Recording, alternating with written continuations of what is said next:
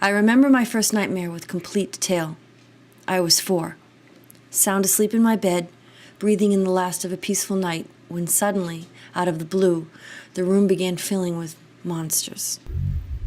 They came from under the closet door and dropped from the ceiling.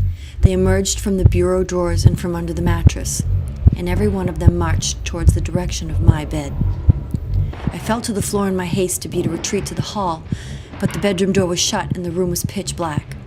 So I started crawling for dear life in the direction I thought the door was in, yelling for my mother as the creatures of the night began to catch up with me.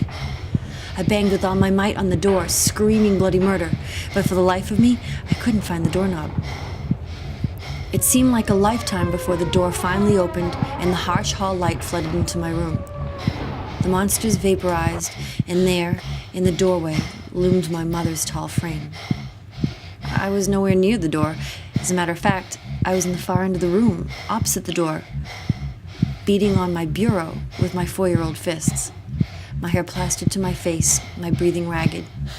The sudden burst of light caused me to blink rapidly and shield my face with my hands. I was both pleased and alarmed as my mother made her way into the room.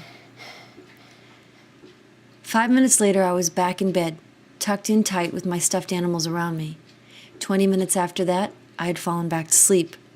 And then, slowly, the monsters reemerged.